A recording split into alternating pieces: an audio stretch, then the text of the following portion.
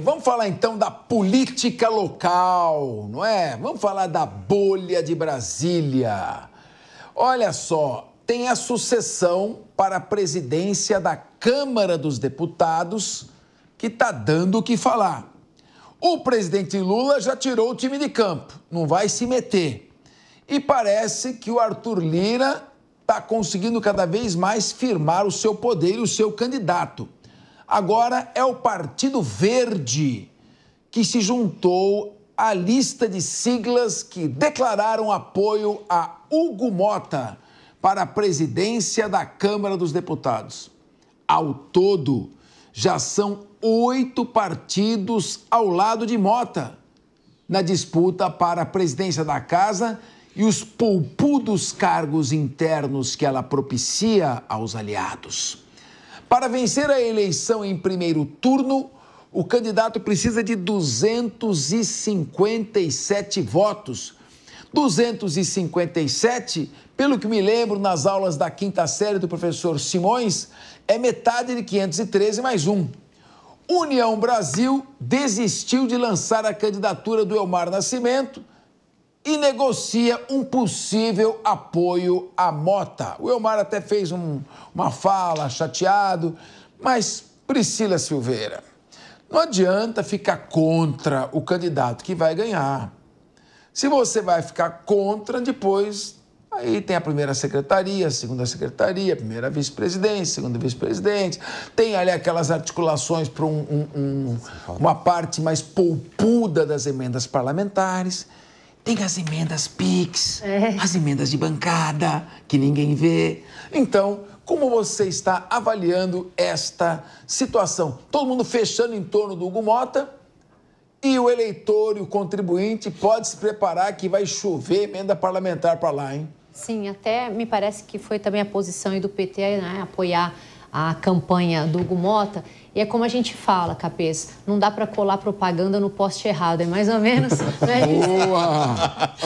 É mais ou menos o que foi aí o entendimento, né, dos deputados, enfim, sinalizando para a maioria, já que ele tem aí mais ou menos, né, por volta de 324 votos, o que já daria a ele, então, o ganho, né, da presidência. Então, o que eles fizeram? Vão retirar, já que estaria, inevitavelmente, né, haveria essa perda pela contabilização dos votos que ele já teria, retiro e vamos então apoiar para que, como você disse, tenham aí, né, emendas, tenham, na verdade, ao lado deles. É como se eles dissessem, olha, a gente era contra, mas já que você vai ganhar, vamos então ficar amigos para que nós possamos usufruir do que a presidência fará. Então é isso, Capês.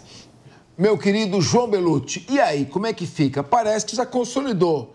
Se o Hugo Motta é presidente, vai ser presidente com esse apoio, eu tô achando que o Arthur Lira vai continuar mandando como nunca, hein? Veja, Capês, eu não sei se ele vai continuar mandando, porque quando você sai da presidência da Câmara também e do Senado, você desagradou muita gente e não é incomum que esses ex-presidentes também caiam em uma espécie de ostracismo ou pelo menos saiam dos holofotes. Agora, pouca coisa nos mostra tanto quanto o que é a política real, quanto o segundo turno de eleições e eleição de presidente da Câmara e do Senado, onde no segundo turno das eleições presidenciais, municipais, de governadores, enfim, todo mundo que estava se atacando, aí depois se une e fala, vamos me unir para um bem maior. É um cenário bastante similar de eleição para a presidência da Câmara e do Senado. A gente vê que, como vocês colocaram, ir contra o Hugo Motta, conforme a Priscila falou, é você colar o adesivo no errado, você tenta demonstrar força. O União Brasil é um dos maiores partidos que tem, é um partido bastante confuso, né? Pode-se dizer que sequer tem uma ideologia própria, como a imensa maioria deles, ele abarca de tudo, né? Foi a fusão do Democratas com o PSL, depois também outro partido, então assim, ele é muito grande, muito confuso, tem muito cacique, na verdade, tem muita gente que manda ali no União Brasil. Agora, a eleição do Hugo Motta é praticamente certa. O que fica de lição para a direita, que se tem colocado, é isso. A direita vai apoiar, principalmente o PL, buscando os tais lugares nas comissões, como teve agora, na Comissão de Constituição e Justiça, e vem fazendo até um trabalho louvável. Agora, o ponto é esse. A direita vem cumprindo seus acordos, mas muitas vezes depois o que é prometido não é cumprido.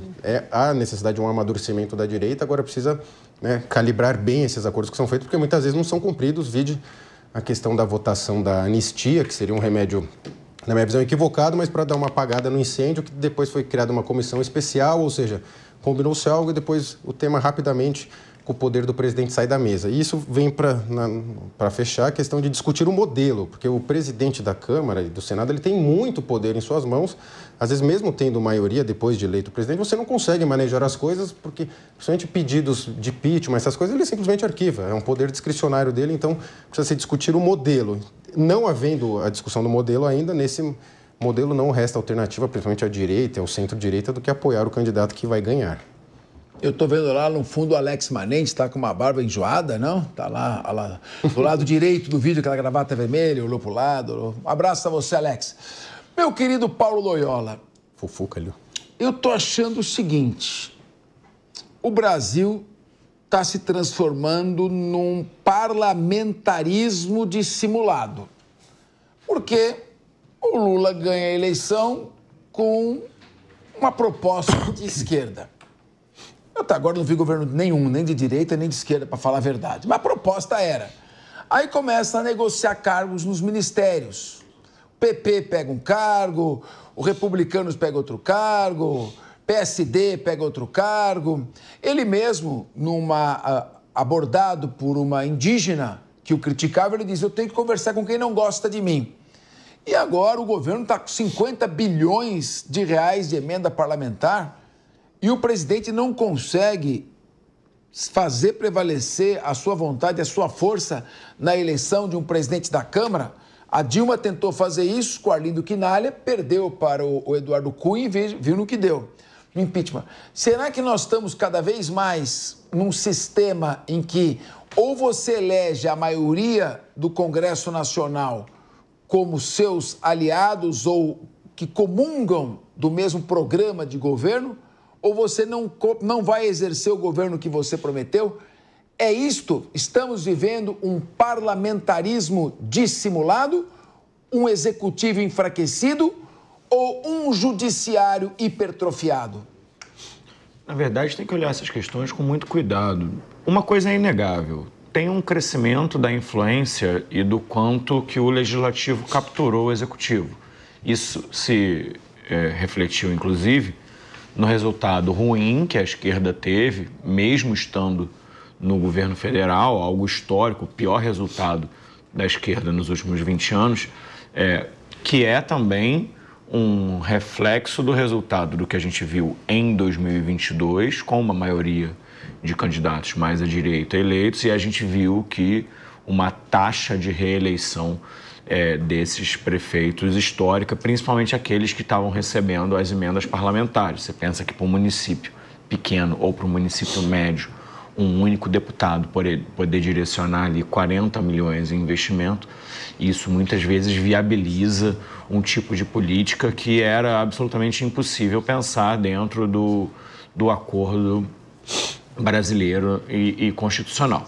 Agora, uma questão tem que ser olhada com muito cuidado de fato, a esquerda, o PT e somados não dá muito mais do que 130 cadeiras. Então, seria impossível hoje para o campo progressista, para o campo da esquerda, disputar essa presidência sem fazer ali um tipo de apoio a alguém de outro campo que está majoritário, que está mais forte nesse momento. E está se consensuando em torno do deputado Hugo Mota, esse nome, que me parece que vai ser, sim, uma continuidade dessa gestão Lira e dessa cooptação que o Legislativo vem fazendo sobre o Executivo. Apesar de eu discordar que não há nada de esquerda ali no governo, eu vejo algumas iniciativas bastante interessantes, mas não acho que seja nem esse o ponto. Acho que a gente tem que olhar justamente que, de fato, no pós-redemocratização brasileira, nunca houve tanto poder concedido ao Legislativo. E o Legislativo nunca esteve tão organizado em torno de si próprio quanto está nesse atual momento. Laércio Uliana.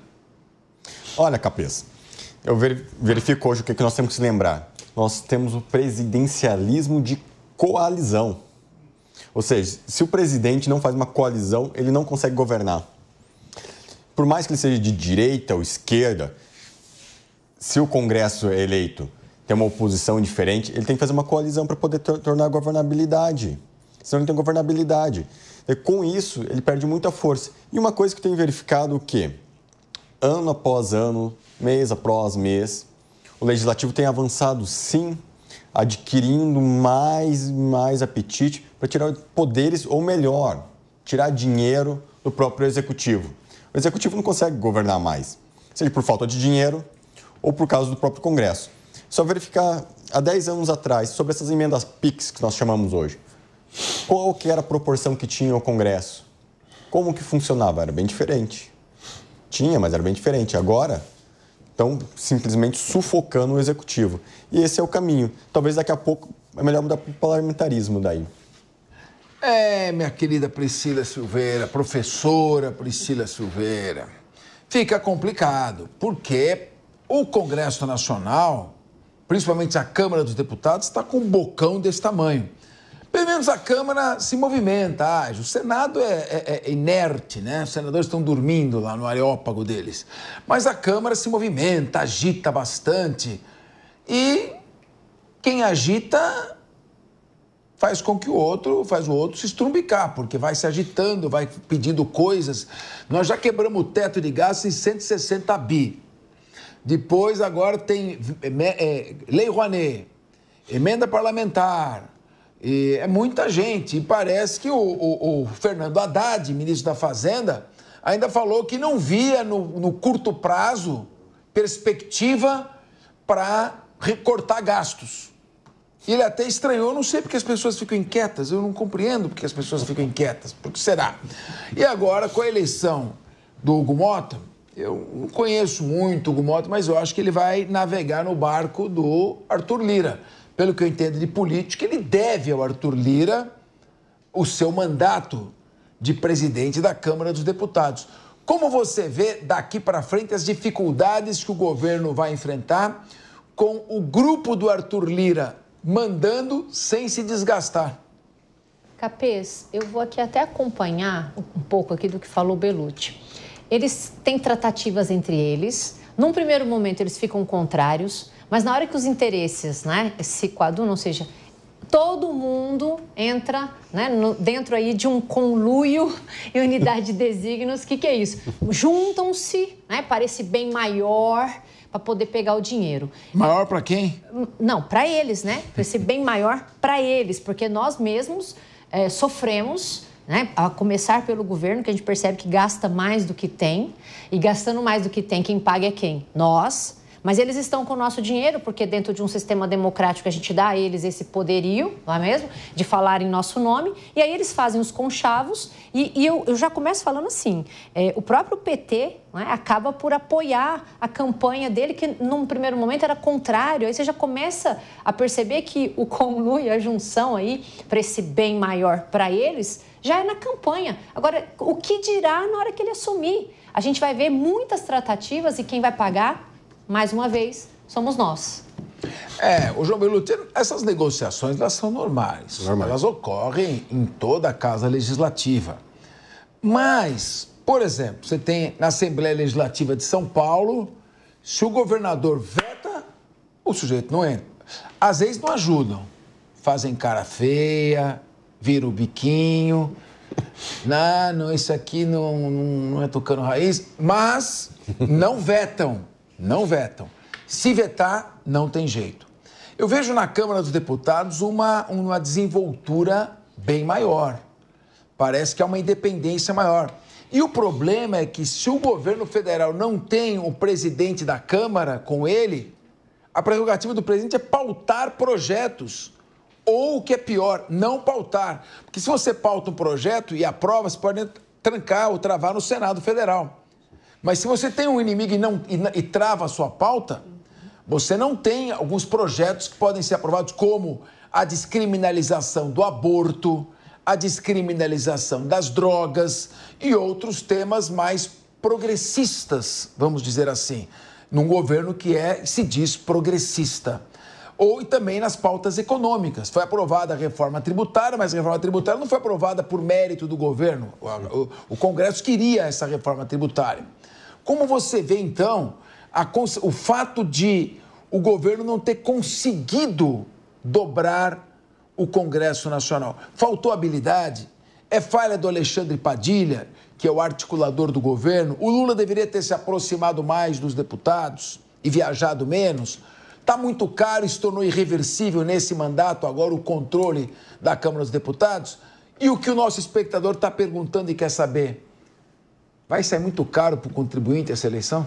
Ah, não tenha dúvida, viu, Capês? Porque nesse modelo, conforme colocou o Laércio, do presidencialismo de coalizão, ele era um presidencialismo de coalizão multipartidário, com muitos partidos e muitos partidos pequenos e alguns grandes. E aí forjaram-se umas reformas eleitorais para diminuir essa situação, mas o que ela acarretou na prática foi concentrar ainda mais o poder nesses grandes líderes partidários. Hoje você tem alguns partidos muito grandes que mandam muito. Tanto que a especialidade, por exemplo, a especialidade do PL era fazer bancada, nunca foi fazer chefes do executivo. Aí com o ingresso do Jair Bolsonaro, aí começou a se fazer chefes de executivo, governadores, prefeitos, até pela força do bolsonarismo em si.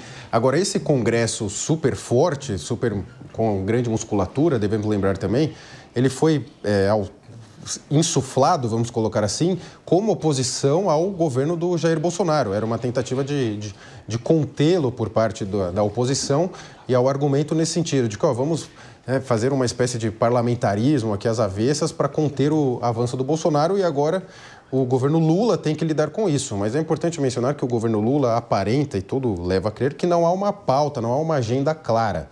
Daí porque o Congresso deita e rola também, porque você não tem uma agenda clara, você não tem projetos claros, né? Muita coisa midiática, igual essa reunião com governadores para fazer uma PEC para alterar a Constituição para cuidar da segurança pública. Então, veja assim, falta uma clareza e aí o Congresso deita e rola. E esse Congresso super forte, como disse, ele foi como uma tentativa para segurar o Bolsonaro da oposição e agora o Lula tem que lidar com ele. É preciso se discutir esse modelo do presidencialismo de coalizão, assim como a nossa Constituição, que parecem bem esgotados, viu, Capês? Laércio Liana, você pediu a palavra, estava lembrando aqui, vai falar sobre isso, que o Rodrigo Maia, quando foi presidente da Câmara, travou a gestão do Jair Bolsonaro. Agora, o Bellucci toca num ponto que eu achei um ponto fundamental. Se você vê um governo hesitante, sem uma pauta definida que vai avançar, o parlamentar é tudo menos bobo. Tem mata-burro na entrada da Câmara dos Deputados. Burro ali não passa. Todo mundo ali é esperto, inteligente. Pode ser culto ou não ser culto. Pode ter estudado ou não ter estudado, mas burro não é. E o político tem sensibilidade, ele percebe quando o governo está hesitante. Então começa o governo. Vamos acabar com o genocídio dos Yanomamis. Aí morre mais Yanomami do que antes. Vamos salvar a Amazônia. O Pantanal, a Amazônia, claro que ninguém botou fogo lá, mas tinha que ter, então, para quem vai salvar a Amazônia, tinha que ter um plano de contingência no caso do incêndio. Aí estoura o déficit fiscal. Vamos atender a população, vai lá para 160 bi o déficit, aumenta o endividamento público. O crescimento do PIB se dá como voo de galinha provocado por gasto público, o que acaba, de certa forma, revertendo com queda da produção econômica, aumento da arrecadação tributária. E aí o parlamentar vê isso e falou, opa, tem desorganização aqui. Se tem desorganização, vou cuidar do meu. E vem a emenda parlamentar. Resultado, olha quantos prefeitos do Centrão, nas suas campanhas, gordas campanhas com emendas parlamentares, irrigando obras ali nas gestões dos prefeitos ligados aos deputados, veja o resultado dessa eleição. E agora, o monstro cresceu. Guzula está mais gordinho. E Guzula está com mais fome. Como você vê esse crescimento agora, após as eleições, com os prefeitos dos partidos de direita? Acho que é PSD, União Brasil, MDB, Republicanos, PP e tinha mais um partido de direita. PL? PL, perdão, muito bem lembrado. 6 partidos de direita ali, de centrão e direita, liderando. Como você vê o futuro nesses próximos 2 anos com Hugo Mota?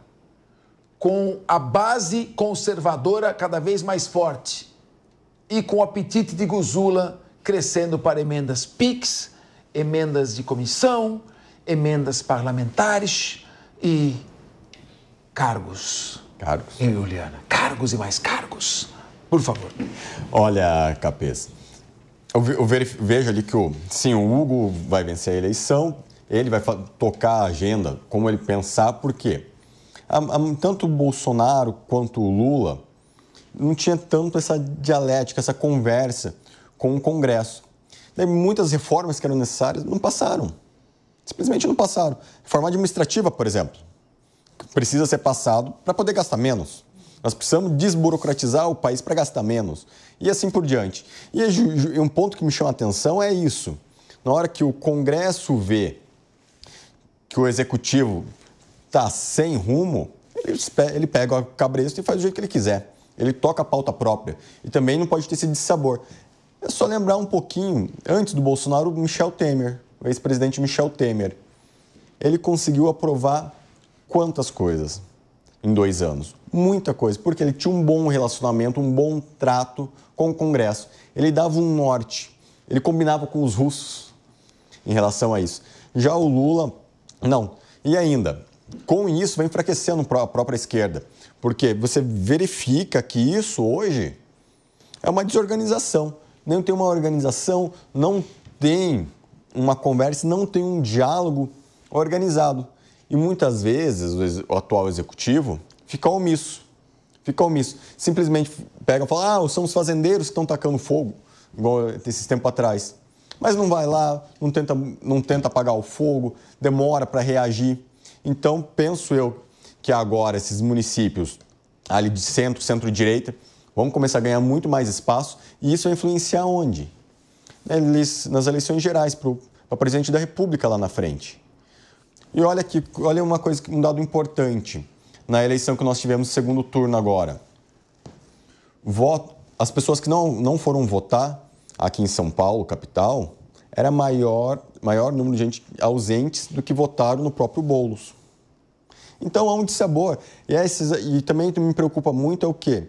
Essas eleições no Brasil foi o maior índice, nós tivemos um aumento de pessoas que não foram votar, de número de ausentes. Em Curitiba chegou a mais de 30%. Então, certamente alguém está ocupando esse espaço, porque quando você tem uma organização, você ocupa esse espaço com uma certa força e vai ganhando aos poucos poder. Mas nós precisamos de uma reforma administrativa para gastar menos. É isso que o Congresso tem que pautar.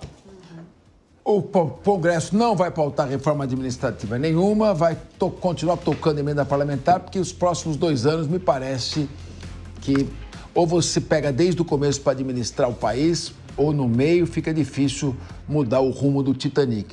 Estamos indo para o iceberg.